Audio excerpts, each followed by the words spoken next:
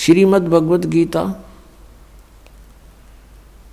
लगभग 5500 वर्ष पूर्व श्री वेद व्यास जी द्वारा लिपिबद्ध की गई थी और श्री कृष्ण जी के शरीर में प्रवेश करके ब्रह्म ने, सर्वपुरुष ने अर्थात काल भगवान ने यह बोली थी।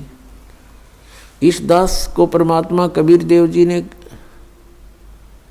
दिव्य दृष्टि दी, यानी ज्ञान दृष्टि दी। उसके बाद इसका यथार्थ अनुवाद हुआ। इससे पूर्व, इस दास से पूर्व जितने भी आज तक अनुवाद करता है गीता जी के, उन्होंने अर्थों के अनर्थ कर डाले। उदाहरण के तौर पर 7वें अध्याय के 18वें श्लोक में गीता ज्ञानदाता कहता है कि अर्जुन, ये ज्ञानी आत्मा, जैसे गीता जी अध्याय नंबर 7 के श्लोक नंबर 12 से लेकर 15 तक तो तीनों गुणों रजगुण ब्रह्मा, सतगुण विष्णु, तमगुण शिव जी की स्थिति बताई है। और ये भी कहा है कि इन तक जिनकी बुद्धि सीमित है वो अन्य किसी की बात सुनने को तैयार नहीं, वो मेरी भक्ति भी नहीं करते। फिर गीता ज्ञानदाता कहता है ये ब्रह्म सरपुरुष 16वें और 17वें श्लोक में कि मेरी भक्ति भी 4 प्रकार के करते हैं। एक अर्थार्थी, आरत नंबर 2, और नंबर 3 जिज्ञासु, नंबर 4 ज्ञानी। इन तीनों को तो रिजेक्ट किया है, अर्थार्थी, आर्थ और जिज्ञासु को। ज्ञानी के विषय में कहा है कि ज्ञानी आत्मा है तो अच्छी, 7वें अध्याय के 18वें श्लोक में, लेकिन ये मेरे वाली ही अनुत्तम गति में स्थित रहे। अब यहाँ अनुत्तम का अर्थ एक 6ठी कक्षा के बच्चे से पूछ लीजिए। उत्तम माने अच्छा, यानी गुड, और अनुत्तम माने बैड। यदि कोई व्यक्ति कहीं पर बैड का अर्थ, इंग्लिश में बैड का अर्थ और गुड करता है, श्रेष्ठ करता है, तो महामूर्ख है वो। तो यहाँ इन्होंने अनुत्तम का अर्थ अति उत्तम कर दिया। कारण क्या रहा? अज्ञान। इनको पता नहीं था कि ब्रह्मा विष्णु महेश से ऊपर भी कोई शक्ति है। इनको ये भी नहीं मालूम था कि गीता जी का ज्ञान श्री कृष्ण नहीं बोल रहे, उसके अंदर प्रवेश करके ये श्री काल भगवान बोल रहे हैं। जो गीता जी अध्याय नंबर 11 के श्लोक नंबर 32 में कहता है कि अर्जुन मैं काल हूँ, सबको खाने के लिए आया हूँ, अब प्रवृत्त हुआ हूँ, और तू युद्ध ना करेगा तो भी मारूंगा इनको। और 11वें अध्याय के 21वें श्लोक में अर्जुन कह रहा कि हे भगवान, आप तो इन देवताओं को भी खा रहे हो, आप ऋषियों को भी खा रहे हो, और ये सब सिद्धों के समुदाय आपके समक्ष वेद मंत्रों से आपकी स्तुति भी कर रहे हैं, आपसे मंगल कामना भी कर रहे हैं, और आप इन सब को खा रहे हो। तब इसने 11वें अध्याय के 32वें श्लोक में कहा कि अर्जुन मैं काल हूँ और अब प्रवृत्त हुआ हूँ, अब आया हूँ मैं, अब प्रकट हुआ हूँ। नहीं, श्री कृष्ण जी तो अर्जुन के साथ पहले से ही रहते थे, संबंधी थे उसके। और अर्जुन फिर ये पूछ रहा है कि हे महानुभाव तुम कौन हो? मैं आपको नहीं जानता। एक रिश्तेदार ने नहीं जाने, कोई बात हुई? तो उस समय श्री कृष्ण नहीं, श्री कृष्ण से बाहर निकलकर वो काल अपना स्वरूप दिखा रहा था कि अर्जुन ये है मेरा विराट रूप। और इससे पहले किसी ने इसको नहीं देखा था तेरे अतिरिक्त। और श्री कृष्ण जी तो अपना विराट रूप पांडवों की सभा में पहले दिखा चुके थे। तो ये शब्द भी श्री कृष्ण जी नहीं बोलते अगर वो गीता ज्ञान दे रहे होते कि तेरे से अतिरिक्त पहले मेरा ये विराट रूप किसी ने नहीं देखा था। वो विराट रूप श्री कृष्ण जी के सत्र का था। श्री कृष्ण जी विष्णु अवतार हैं। विष्णु जी केवल 16 कला के भगवान हैं, और ये काल ब्रह्म 1000 कला का भगवान है। जैसे एक तो 100 वाट का बल्लभ हो, एक 1000 वाट का हो, एक 16 वाट की ट्यूब हो, एक 1000 वाट की ट्यूब हो तो ट्यूब दोनों रोशनी दोनों ही दिखा रही है, लेकिन अंतर बहुत होता है। ऐसे ही इनके विराट रूप में अंतर था। तो ऐसे ये गीता जी का ज्ञान इनको नहीं मालूम था कि गीता जी का ज्ञान किसने बोला। इनकी बुद्धि श्री कृष्ण से ऊपर उठी नहीं। श्री कृष्ण जी को सर्वेश्वर महेश्वर मानकर श्री गीता जी के ज्ञान का अज्ञान कर डाला। तो गीता जी अध्याय नंबर 7 के श्लोक नंबर 18 में गीता ज्ञानदाता ये काल कह रहा है कि अर्जुन, ये सभी ज्ञानी आत्माएं हैं तो नेक उद्धार ये परमात्मा पाने के लिए अपना सर्वस्व न्यौछावर किए हुए हैं, लेकिन ये मेरे वाली घटिया अनुत्तम गति में ही स्थित हैं। अपने आत्माओं, अब ब्रह्म की साधना को यानी काल अपनी साधना को अनुत्तम क्यों कहा? अब यहां विचार करो। श्रीमद् भगवत गीता ज्ञानदाता गीता अध्याय नंबर 4 के श्लोक नंबर 5 और 9 में, गीता अध्याय नंबर 2 के श्लोक नंबर 12 में, गीता अध्याय नंबर 10 के श्लोक नंबर 2 में ये स्पष्ट करता है कि अर्जुन, तेरे और मेरे बहुत जन्म हो चुके। तू नहीं जानता, मैं जानता हूं। मेरे जन्म और कर्म अलौकिक हैं। फिर गीता ज्ञानदाता स्वयं कहता है कि अर्जुन 8वें अध्याय के 13वें श्लोक में कि मेरी भक्ति कर। और मेरी भक्ति का जो मंत्र है श्रीमद् भगवद गीता अध्याय नंबर 8 के श्लोक नंबर 5 और 7 में और 13 में, अध्याय 8 के 13 में, ये इसका निष्कर्ष समझो ऐसा है कि गीता ज्ञानदाता कहता कि अर्जुन, तू मेरी भक्ति कर, युद्ध भी कर और मुझे प्राप्त होगा। और मेरे पाने का मंत्र है 8वें अध्याय के 13वें श्लोक में स्पष्ट किया है, ओम इति एकाक्षरम ब्रह्म व्यवहारन मामनुस्मरण यह प्रयाति तजम देहम स याति परमाम गतिम।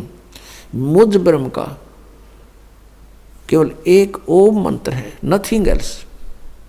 यह एक ओम मंत्र है और अंतिम श्वास तक सिमरण करता हुआ जो शरीर त्याग कर जाता है, उच्चारण करके श्रवण करता हुआ शरीर छोड़कर जाता है, तो मेरे वाली परम गति को प्राप्त होता है।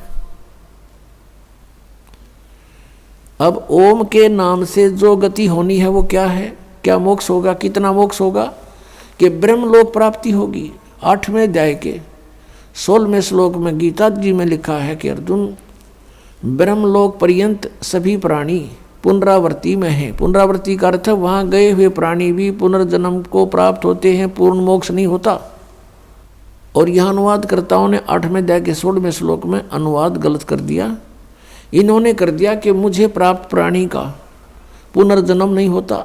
इसका अर्थ ये बनता है कि जो ये विद्यते माने विद्य धातु है, ये विद्य माने जानना भी होता है, कि जो ये नहीं जानते कि मुझे प्राप्त प्राणी का पुनर्जन्म होता है, तो वो मेरी साधना करके ब्रह्मलोक में जाने से भी पुनरावृत्ति को ही प्राप्त होते हैं, ब्रह्मलोक प्राप्त करते हैं और वहाँ से भी फिर जन्म मृत्यु में ही रहते हैं। यदि यहाँ इनके अनुवाद को सही माने गीता अनुवादकर्ताओं का कि मुझे प्राप्त प्राणी का, गीता ज्ञानदाता कह रहा है कि मुझे प्राप्त प्राणी का पुनर्जन्म नहीं होता। ये गीता जी अध्याय नंबर 4 के श्लोक 5, 9, गीता अध्याय नंबर 2 का श्लोक 12 और गीता अध्याय नंबर 10 का श्लोक 2 ये झूठे हो जाते हैं कि ये कहता है मेरे भी जन्म मृत्यु हो, तेरे साधक के भी, यानी तू मेरा साधक है तो तेरे भी जन्म मृत्यु होंगे अर्जुन। तो यहाँ इन्होंने अर्थों के अनर्थ कर डाले। अब गीता जी अध्याय नंबर 17 के श्लोक नंबर 23 में कहा कि ओम तत्सत इति निर्देश है ब्रह्मण त्रिविध समर्थ है। ब्रह्मण माने सच्चिदानंद घन ब्रह्म का 3 मंत्र के ओम तत्सत मंत्र की साधना का निर्देश है, नथिंग एल्स। और कोई मंत्र नहीं उस परमात्मा के पाने का, यानी पूर्ण मोक्ष कराने का। अब गीता जी अध्याय नंबर 8 के श्लोक नंबर 1 में अर्जुन ने पूछा कि आपने 7वें अध्याय के 29वें श्लोक में जिस तत्ब्रह्म के विषय में कहा कि तत्ब्रह्म को जानकर, सारे अध्यात्म को जानकर और पूरे सब कर्मों से परिचित प्राणी केवल जरा और मरण से मुक्ति पाने के लिए प्रयत्न करते हैं, वे संसार की किसी वस्तु की इच्छा नहीं रखते। तो 8वें अध्याय के प्रथम श्लोक में पूछा फिर किम तत्ब्रह्म, वो तत्ब्रह्म, वो परमात्मा कौन है, वह परमेश्वर कौन है।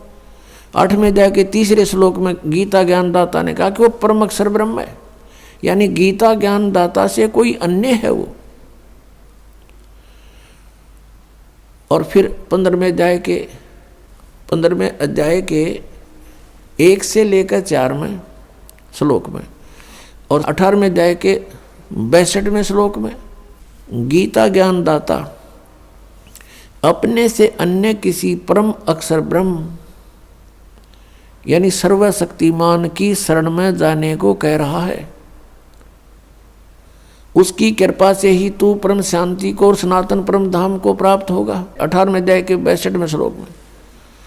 और गीता जी अध्याय नंबर 15 के श्लोक 1 से 4 का निष्कर्ष है कि उल्टा लटका हुआ संसार रूपी वृक्ष है और इसके सभी पार्ट्स को, सभी भागों को जो व्यक्ति जानता है, स वेदवित, वो वेद के तात्पर्य को जानने वाला है, अर्थात वो तत्वदर्शी संत है। गीता जी अध्याय नंबर 4 के श्लोक नंबर 32 में आपने अभी सुना, उसमें कहा कि जो अभी तक आपको ज्ञान बताया मैंने, चौथे अध्याय के 25 से लेकर 31 तक मंत्रों में, कोई ऐसी साधना करता है, कोई ऐसे यज्ञ करता है, कोई ऐसे यज्ञ माने धार्मिक अनुष्ठान करता है, उनसे हटकर चौथे अध्याय के 32वें श्लोक में कहा कि इस प्रकार की बहुत से विस्तार के साथ यज्ञों की जानकारी, धार्मिक अनुष्ठानों की जानकारी सच्चिदानंद घन ब्रह्म यानी ब्रह्मणे मुखे, वो सच्चिदानंद घन ब्रह्म की वाणी में लिखा है और वो तत्व ज्ञान है। चौथे अध्याय के 34वें श्लोक में कहा कि उस ज्ञान को तू तत्वदर्शी संतों के पास जाकर समझ, उनको दंडवत प्रणाम करने से, कपट छोड़कर प्रसन्न करने से वो तत्वदर्शी संत तुझे परमात्म तत्व का ज्ञान कराएंगे, उस तत्व ज्ञान से परिचित कराएंगे। तो यहाँ 15वें अध्याय के 1 से लेकर 4 में तत्वदर्शी संत की पहचान बताई है। वो कैसा होगा? ऊर्ध्व मूलम अधः शाखम अश्वत्थम प्राहु अव्यम छंदासी यस्य प्रणानी ये तम वेद स वेदवित। ऊपर को जड़ वाला, नीचे को तीनों गुण रूपी शाखा वाला, ये एक अविनाशी पीपल का वृक्ष तुल जानो, इस संसार रूपी वृक्ष समझो, और इसके पत्ते आदि सभी विभाग हैं, छंद हैं, और यह तम वेद इस अज्ञान में छुपे हुए इस संसार रूपी वृक्ष के सभी विभागों को जो जानता है, स वेदवित, वह तत्वदर्शी संत है, वह वेद के तात्पर्य को जानने वाला। 15वें अध्याय के 1 से लेकर 4 का जो तात्पर्य है श्लोक का, कि वो तत्वदर्शी संत है और इस संसार रूपी वृक्ष की ऊपर को जड़ है, नीचे को तीनों गुण रूपी शाखा है, रजगुण ब्रह्मा, सदगुण विष्णु, तमगुण शिव जी तो शाखा है। गीता ज्ञानदाता कहता है कि इसके बारे में तत्वदर्शी संत बताएंगे। उसने केवल इतना ही कहकर छोड़ दिया है। फिर कहा कि तत्वदर्शी संत की प्राप्ति के उपरांत परमेश्वर के उस परम पद की खोज करनी चाहिए। 15वें अध्याय के 4थे श्लोक में परमेश्वर के उस परम पद की खोज करनी चाहिए जहां जाने के बाद साधक फिर लौटकर कभी संसार में नहीं आते। ये है वो वास्तव में परम गति, ये है वो पूर्ण मोक्ष जो परम अक्षर ब्रह्म दे सकता है। ये ब्रह्म नहीं दे सकता, ये काल नहीं दे सकता, गीता ज्ञानदाता नहीं दे सकता। और जब तक जन्म मृत्यु समाप्त नहीं होगी तो सुख शांति नहीं हो सकती। इसलिए गीता जी अध्याय नंबर 18 के श्लोक 62 में कहा कि अर्जुन तू सर्वभाव से उस परमेश्वर की शरण में जा और उस परमेश्वर की कृपा से ही तू परम शांति को और शाश्वतम स्थानम यानी सनातन परम धाम को प्राप्त होगा। वो है वो परम पद जहाँ जाने के बाद कभी लौटकर संसार में नहीं आते। वो सत्यलोक है, शाश्वत स्थान, सदा रहने वाला स्थान यानी सत्यलोक। हम फिर लौट कर आते हैं 7वें अध्याय के 18वें श्लोक पर। गीता जी अध्याय नंबर 8 के श्लोक नंबर अब एक में अर्जुन ने पूछा कि किम तत्ब्रह्म, उसका उत्तर दिया तीसरे श्लोक में 8वें अध्याय के में कि वो परम अक्षर ब्रह्म है। 8वें अध्याय के 5 और 7 में तो गीता ज्ञानदाता कहता है मेरी भक्ति कर मुझे प्राप्त होगा, लेकिन युद्ध करना ही पड़ेगा। यानी यहाँ शांति नहीं, ओम से शांति कभी नहीं हो सकती। ओम के जाप से जन्म मृत्यु सदा रहेगी और कर्म ये युद्ध करना ही पड़ेगा। फिर 8वें अध्याय के 8, 9, 10 में ये स्पष्ट किया है कि 17वें अध्याय के 23वें श्लोक में तो वो मंत्र बताया जिस तक भगवान सच्चिदानंद घन ब्रह्म मिलेगा उसकी प्राप्ति होगी, और उसकी प्राप्ति के बाद फिर जन्म मृत्यु कभी नहीं होता, सनातन परम धाम प्राप्त होगा। तो यहां बताया कि उसकी भक्ति जो करता है, तत्वदर्शी संत की खोज करके तत्वदर्शी संत से ये उपदेश प्राप्त करके ओम तत्सत का, ओम तत्सत ये जाप नहीं है, ओम तो सीधा सरपुरुष का ब्रह्म का, और तत् और सत ये सांकेतिक है। तत् है ये अक्षर पुरुष का और सत है ये परम अक्षर ब्रह्म का, परम अक्षर पुरुष का, जो 8वें अध्याय के 3रे श्लोक में जिसके विषय में जानकारी दी। श्रीमद् भगवद गीता अध्याय नंबर 15 के श्लोक नंबर 16 और 17 में 3 पुरुष हैं, सरपुरुष अक्षर पुरुष। 16वें श्लोक में कहा कि सरपुरुष और अक्षर पुरुष ये 2 प्रकार के प्रभु हैं, परमात्मा हैं। वास्तव में परमात्मा नहीं है, लेकिन इनको भी परमात्मा कहते हैं। ये इनके अंतर्गत जितने प्राणी हैं और इनके सभी के स्थूल शरीर यानी नाशवान है, ये भी नाशवान है, दोनों प्रभु यानी पुरुष, और इनके अंतर्गत जितने प्राणी वो भी नाशवान है। जीवात्मा तो किसी की भी नहीं मरती, वो तो गधे कुत्ते की भी ना मरती। अब 15वें अध्याय के 17वें श्लोक में फिर कंसेप्ट क्लियर कर दिया कि उत्तम पुरुष है तू अन्य। उत्तम पुरुष वो श्रेष्ठ परमात्मा, वो परम अक्षर ब्रह्म की तरफ संकेत है, जो संसार रूपी वृक्ष की मूल है, और उस मूल से सबको आहार प्राप्त होता है। पूरे संसार रूपी वृक्ष का उसी से पोषण होता है, वृद्धि को प्राप्त होता है। तो 15वें अध्याय के 17वें श्लोक में गीता ज्ञानदाता कह रहा है कि वो उत्तम पुरुष तो अन्य, और परमात्मा इति उदाहरते, जिसको परमात्मा कहा जाता है। और वो उत्तम पुरुष श्रेष्ठ परमात्मा तो कोई और है 16वें श्लोक में वर्णित इन दोनों सरपुरुष और अक्षर पुरुष से कोई और है। वो कौन है? वो परम अक्षर पुरुष है। परम अक्षर ब्रह्म कहो, परम अक्षर पुरुष कहो, उसको पूर्ण ब्रह्म कहो, या उसको सत्य पुरुष कहो। सत्य माने अविनाशी, पुरुष माने प्रभु। और वही यह लोकचर्या में आविश्य विवर्ती, वही तीनों लोकों में प्रवेश करके सबका धारण पोषण करता है। अवय ईश्वर है, वो है वास्तव में अविनाशी परमेश्वर, वो है वास्तव में अविनाशी परमेश्वर। अब 8वें अध्याय के 8, 9, 10 श्लोक में स्पष्ट किया है कि अर्जुन जो उस परम अक्षर ब्रह्म की साधना करता है, जो 8वें अध्याय के 3रे श्लोक में गीता ज्ञानदाता जिसके विषय में बता रहा है, उसकी जो भक्ति करता है उस मंत्र से, जो तत्वदर्शी संत से प्राप्त करके, वो फिर उसी को प्राप्त होता है। उसको प्राप्त होता है तो वो अविनाशी परमात्मा है, वो तो सतलोक में रहता है, सनातन परम धाम में रहता है। तो इस प्रकार जीव का मोक्ष होता है। अब हमारी पवित्र श्रीमद् भगवद गीता ये ज्ञान दे रहा है, और गीता ज्ञानदाता अपनी साधना को अनुत्तम बता रहा है, और ये अज्ञान आधार से अनुवाद करता हमारे गुरु, पूर्व के गुरु जो थे अज्ञानी, इन्होंने अनुत्तम का अर्थ ही अति उत्तम कर डाला 7वें अध्याय के 18वें श्लोक में और 7वें अध्याय के 24वें श्लोक में। इन अनर्थ कर डाले। 18वें अध्याय के 66वें श्लोक में गीता ज्ञानदाता कहता है कि सर्वधर्मान परित्यज माम, मेरे सतर की जितनी भी धार्मिक क्रियाएं हैं, अनुष्ठान हैं, वो मुझ में त्याग दे, यानी मुझे सौंप दे।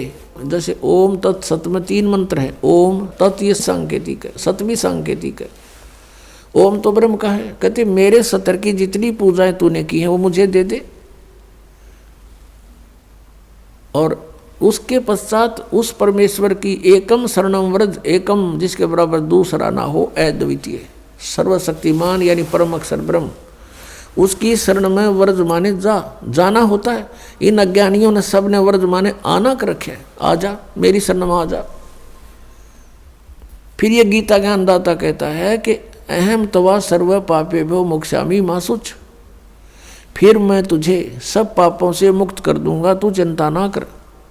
हम क्या करते रहे, जैसे तत्व ज्ञान के अभाव से परम संत मिले नहीं, ओम नाम का जाप और गीता जी अध्याय नंबर 3 के श्लोक नंबर 10 से लेकर 15 में जो अनुष्ठानों की जानकारी दी है यज्ञों की, वो 500 यज्ञ करते रहे, ओम नाम का जाप करते रहे और इसके प्रतिफल को हम ब्रह्मलोक प्राप्त करके वहाँ भोगते रहे। और ब्रह्मलोक में जाने के बाद फिर हम वापस जन्म मृत्यु में रहे, हमारे ऊपर ये दंड बना रहा और पाप के आधार से हम नरक भी जाते रहे। अब जब हमें परम अक्षर ब्रह्म मिल जाते हैं, उस सतनाम के जाप से, 2 अक्षर के सतनाम के जाप से हमारे पाप नाश हो जाते हैं। और हम क्या करते रहे, पुण्य तो हम स्वर्ग में खाते और पापों को भोगने के लिए इसने नरक बना रखा, उस नरक में हम भोगते, दुख पाते, दंड पाते और फिर 84 लाख योनियों के कष्ट भी भोगने पड़ते। यहाँ का ऐसा विधान है। तो ये क्या कहता है कि जब तू उसकी शरण में चला जाएगा तो मेरे सतर का जो हम क्या जो अपना पुण्य था वो बर्बाद कर देते थे, उस पुण्यों को हम इसको दे देंगे। हम इसके ऋणी हैं। कैसे ऋणी हैं कि इस काल भगवान ने 70 युग तपस्या करके और 64 युग एक, तब इसने ये 21 ब्रह्मांड प्राप्त किए थे परम अक्षर ब्रह्म से, इस सरपुरुष ने, सरब्रह्म ने। और ये आप देख रहे हैं पृथ्वी कैसे घूम रही है, ये स्वयं भी घूम रही है ऐसे और ये ऐसे भी घूम रही है। हम इसमें अपनी गलती से, अपनी मर्जी इसके साथ बैठकर आ गए इसके विमान में। यहाँ आ गए हम 16 शंख कोश की दूरी पर। अब यहाँ आने के बाद इसने हमारा दुरुपयोग किया। हम जो पूंजी लेकर आए थे, हम बड़े सेठ साहूकार के पुत्र थे, परम अक्षर ब्रह्म के पुत्र पुत्री थी और हम बहुत धनी थे। हम अपनी पूरा पूंजी लेकर साथ आए थे। उस पूंजी को इसने टैक्स लगाया हमारे ऊपर। ऊपर स्वर्ग रखे, जैसे महास्वर्ग बना रखा ऊपर, उसमें रखे और वहाँ के चार्जेज रख दिए, इतने चार्ज होंगे प्रतिदिन के। तो ये उससे अपना काम चला रहा है। अब जैसे इस पृथ्वी पर हम आए, ये पृथ्वी घूम रही है विमान की तरह। तो इसका जो चार्ज इसने रख रखा है वो चार्ज हमसे लेता है। अपने आत्माओं जैसे एक बार ये दास यहाँ से दिल्ली से पुणे गया था जहाज में, एयरप्लेन में। तो वहाँ से वहाँ तक का किराया लगभग 6000 रुपये था और उसके अंदर ही सारा चाय पानी खाना सारी व्यवस्था करते हैं। और वो 2.25 घंटे लगे वहाँ से दिल्ली से लेकर पुणे तक के। 2.25 घंटों के उसने 6000 रुपये चार्ज किए। और हम बैठे इसके विमान में, किराया कितने दिन तक? तो ये कहता मेरा किराया दे मुझे, जब छोड़ूं तुझे। हम फिर इसका किराया दे देंगे इसको। अब फिर हम इसके जो पूंजी को बर्बाद करते थे वो ना करके इसका जितना चार्ज है इस भक्ति का, इसके 70 की भक्ति का, इसको दे देंगे। फिर ये हमें गधे कुत्ते सुअर नहीं बनाएगा या बांध कर नहीं रखेगा। इसलिए 18वें अध्याय के 66वें श्लोक में ये गीता ज्ञानदाता सरपुरुष है, श्री कृष्ण में बोल रहा है। ये ब्रह्म है, ये काल है, 21 ब्रह्मांड का स्वामी है। हम इसके लोक में यहाँ रह रहे हैं। तो ये कह रहा है कि मेरे 70 की सर्वधर्मान परित्यज माम, 18वें अध्याय के 66वें श्लोक, मेरे 70 के सभी धार्मिक अनुष्ठान पूजाएं मुझे दे दे, मुझे त्याग दे, छोड़ दे, मेरा ऋण मुक्त हो, मेरा कर्जा दे। फिर एकम शरणम व्रज, फिर उस सर्वशक्तिमान परमात्मा की शरण में व्रज माने जाओ, परम अक्षर ब्रह्म की शरण में जाओ। और इन अज्ञानियों ने सब ने अनुवाद कर रखा आओ, यानी गो माने जाना होता है, अंग्रेजी का वर्ड है। और कोई गो माने आना लिखता है, कितना विद्वान होगा वो, अंडरस्टूड है। और इन अज्ञानियों ने ऐसा कर रखा, आज तक हम आंखें बंद करके इनको महाविद्वान मानकर इनकी सब अज्ञान और ज्ञान को हम स्वीकार करते रहे, सत्य मानते रहे। इन्होंने हमें डबो डाला। अब श्रीमद् भगवत गीता में श्री कृष्ण जी का कोई रोल नहीं है।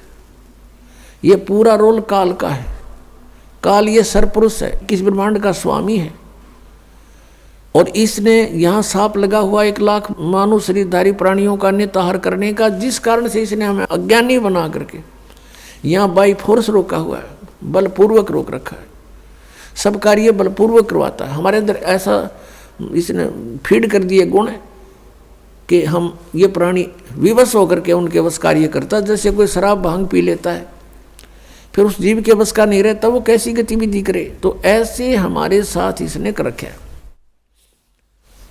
बच्चे उत्पन्न कराता है, खाता है। आप जैसे कसाई बकरियों को इकट्ठा छोड़ देता है, वो संतान उत्पत्ति करते हैं अपनी वासना के वश होकर के, और उन बच्चों में उनकी खूब ममता भी होती है, और काल उनको कसाई खाता है और वो उनको अपने बच्चे मानते रहते हैं। यही सतीथि परमात्मा कबीर जी ने बताई कि तुम यहाँ कसाई के लोक में रह रहे हो, इस काल के लोक में रह रहे हो, और यहाँ तुम्हारी जन्म मृत्यु कभी समाप्त नहीं हो सकती, और ये दुख तुम्हें सदा बने रहेंगे। चाहे स्वर्ग में जाओ, चाहे महास्वर्ग में जाओ, इसके में वहाँ पूरा होते ही समय वापस फिर यहाँ लौट कर आना पड़ेगा। तो प्रसंग चल रहा है कि हम यहाँ उसी पर आते हैं कि 7वें अध्याय के 18वें श्लोक में गीता ज्ञानदाता ने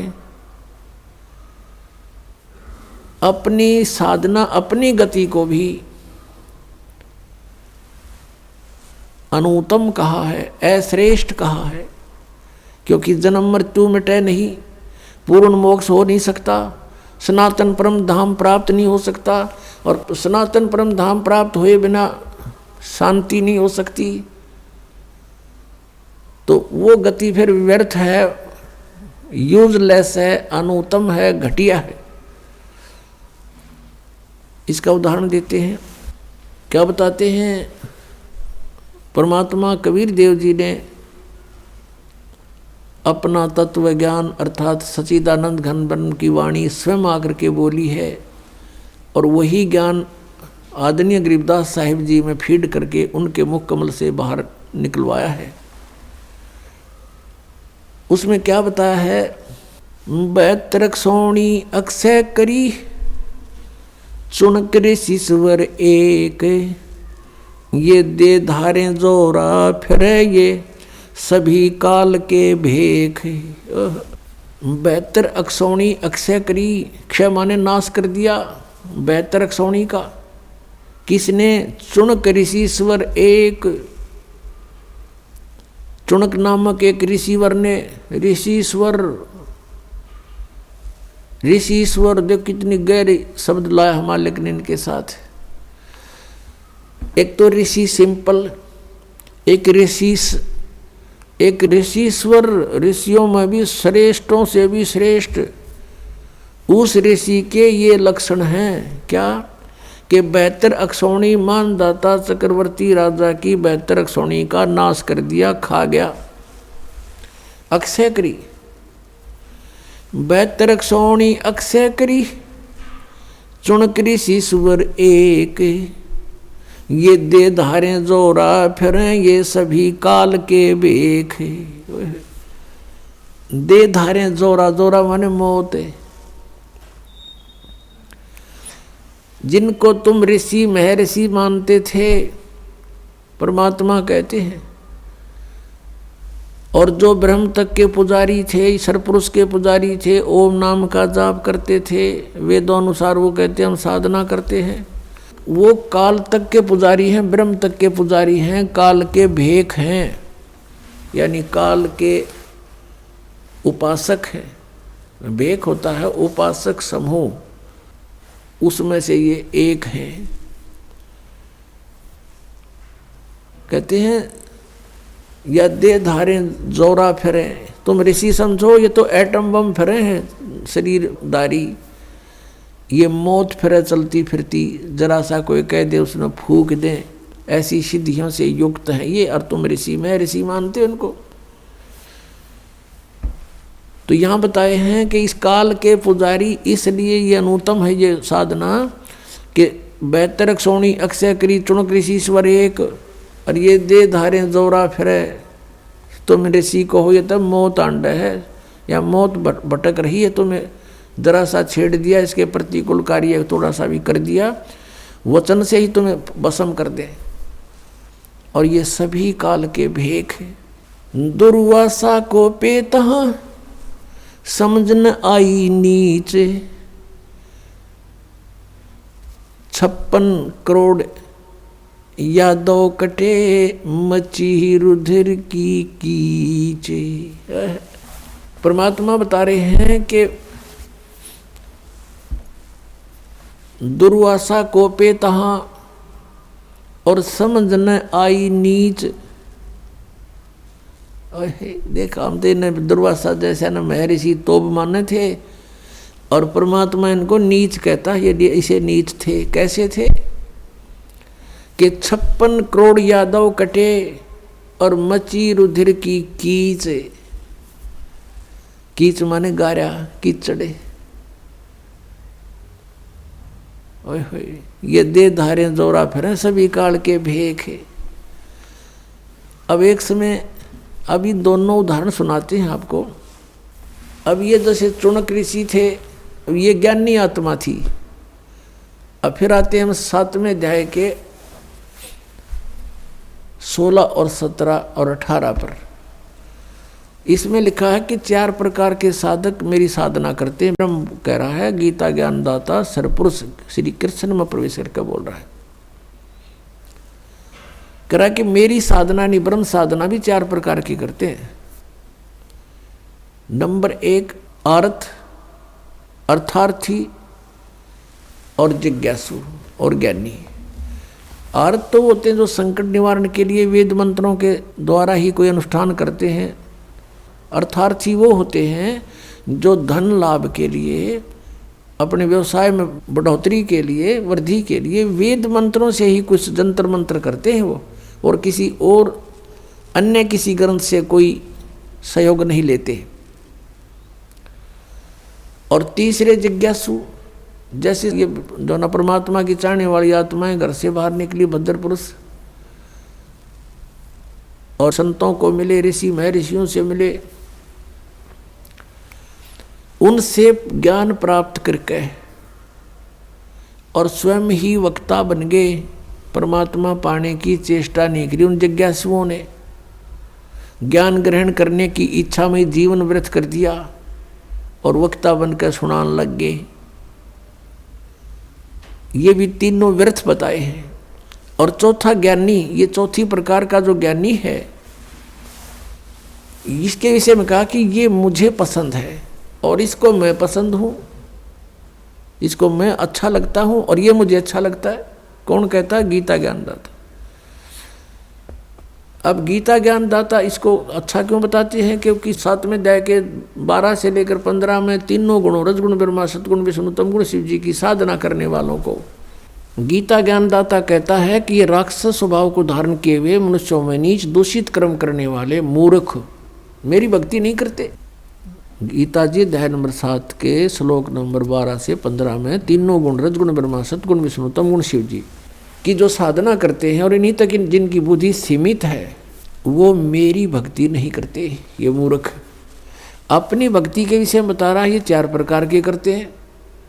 इन 4 प्रकार में से भी फिर ज्ञानी को कहता है कि ये ज्ञानी मुझे पसंद है, मुझे अच्छा लगता है, क्योंकि इसने मेरी भक्ति की और इसको मैं अच्छा लगता हूँ। क्योंकि ज्ञानी वो होता है जिसको ये ज्ञान हो जाए कि भाई मनुष्य जीवन का उद्देश्य क्या है। उसको उद्देश्य का पता लगता है कि इस उद्देश्य केवल यही है कि मोक्ष हो, जन्म और मृत्यु से छुटकारा हो। और वेदों में लिखा है कि जन्म और मृत्यु का छुटकारा तो केवल परम अक्षर ब्रह्म की शरण में जाने से होगा। एक विचार करना पुण्यात्माओं, जैसे अभी आपको सुनाया कि 18वें अध्याय के 62वें श्लोक में कहा है कि अर्जुन तू सर्वभाव से उस परमेश्वर की शरण में जा, उसकी कृपा से ही तू परम शांति को और सनातन परम धाम को प्राप्त होगा। गीता जी अध्याय नंबर 15 के श्लोक नंबर 1 से 4 में कहा कि उल्टे लटके हुए संसार रूपी वृक्ष को जो जानता वो तत्वदर्शी संत है, उसके सभी भाग बता देता है। तो उसके पश्चात परमेश्वर के उस परम पद की खोज करनी चाहिए तत्वदर्शी संत की प्राप्ति के उपरांत, जहाँ जाने के बाद साधक फिर लौट कर कभी संसार में नहीं आते। और अपनी जानकारी चौथे अध्याय के 5वें और 9वें श्लोक में, दूसरे अध्याय के 12वें श्लोक में, 10वें अध्याय के दूसरे श्लोक में गीता ज्ञानदाता कहता है, अर्जुन तेरे और मेरे बहुत जन्म हो चुके, तू नहीं जानता मैं जानता हूँ। तो इससे सिद्ध हो गया कि वो अपने से किसी अन्य परम अक्षर ब्रह्म की तरफ संकेत करा कि उसकी शरण में जाने से मोक्ष होगा। तो इन ज्ञानी आत्माओं ने वेदों को पढ़ा, क्योंकि श्रीमद् भगवद गीता चारों पवित्र वेदों का सारांश है, कोड वर्ड इसमें अधिक है, और उसको तत्वदर्शी संत ही जान सकता है। गीता ज्ञानदाता भी अपरिचित है, उसने ऑप्शन छोड़ दिया है कि तत्वदर्शी संत बताएगा। तो इन ज्ञानी आत्माओं को जिन्होंने वेदों को पढ़ा, उसमें उनको ये जानकारी होगी कि तीनों गुण की भक्ति नहीं करनी चाहिए, इससे मोक्ष नहीं हो सकता। फिर उनको ये भी ज्ञान हुआ कि मनुष्य जीवन केवल मोक्ष प्राप्ति के लिए प्राप्त है। फिर इनको वेदों से ये भी जानकारी हुई कि पूर्ण मोक्ष तो उस समर्थ शक्ति से होगा, पूर्ण परमात्मा से होगा। अब चारों वेदों में केवल वे ऑफ वर्शिप तो ब्रह्म तक की है, और जानकारी परम अक्षर ब्रह्म की अत्यधिक है। अब इनको तत्वदर्शी संत नहीं मिला, ऋषियों को, ज्ञानियों को। उन्होंने स्वयं निष्कर्ष निकाला श्री ब्रह्मा जी से डिस्कस करके, क्योंकि श्री ब्रह्मा जी को चारों वेद प्राप्त हुए थे सागर मंथन में, और ब्रह्मा जी ने वेदों को पढ़ा जैसा उसने समझा, क्योंकि इनकी बुद्धि ब्रह्म के हाथ में है, काल के हाथ में है। और ब्रह्मा जी का जब जन्म हुआ और उसको जब वो युवा हुआ तब तक वो बेहोश था, अचेत था। फिर कमल के फूल पर इसको रख दिया गया, वहाँ इसको सचेत किया गया। तो इसने देखा मैं कहाँ से आ गया, मेरा क्या उद्देश्य है। तो इस काल भगवान ने आकाशवाणी करी कि तप करो तप करो। ब्रह्मा जी ने 1000 वर्ष तक तप किया। जब इसमें सिद्धि आ गई, उच्चारज हो गया, तब इसने आकाशवाणी करी कि अब सृष्टि करो। तो वो जो आकाशवाणी थी वह थी तो ब्रह्म की, इस काल की, सरपुरुष की। और ब्रह्मा ने सोच लिया ये परमात्मा की आकाशवाणी है, तप करना। ये तो इसको वेद प्राप्त होने से पहले आकाशवाणी हो चुकी थी। फिर जब ये तीनों भाई इकट्ठे हुए, इनको आदेश दिया दुर्गा ने कि जाओ तुम सागर मंथन करो। तो दुर्गा जी के आदेश से तीनों ने, रजगुण ब्रह्मा, सतगुण विष्णु, तमगुण शिव जी ने सागर मंथन किया। प्रथम बार ये 4 वेद निकले, चारों वेद ब्रह्मा को प्राप्त हुए। फिर ब्रह्मा जी ने पढ़ा, तो ब्रह्मा जी ने वेदों में, जैसे यजुर्वेद अध्याय नंबर 40 के मंत्र नंबर 15 में स्पष्ट किया है कि वायु अनिलम भस्मांतम अथिदम अमृतम, वायु अनिलम अमृतम अथिदम भस्मांतम शरीरम, ओम कर्तु समर किल्वे समर और कर्तुम समर। ओम नाम का जाप काम करते करते सिमरण करो, विशेष कसक के साथ यानी श्रद्धा के साथ सिमरण करो, किलबलाहट के साथ, ररंकार धुन से। यानी एक ऐसी ररंकार धुन, ये नहीं ये नाम देते हैं 5 नाम, उनमें नहीं। ररंकार का अर्थ है जैसे मरता हुआ आदमी अपनी जीवन याचना करता है, ऐसे ऐसे इस मंत्र में श्रद्धा रखे जो भी जाप करे। तो कहते हैं फिर और काम करते करते सिमरण करो, ओम नाम का जाप करो। तो ऋषियों ने ये जान लिया कि ओम इज द मंत्र ऑफ कंप्लीट गॉड।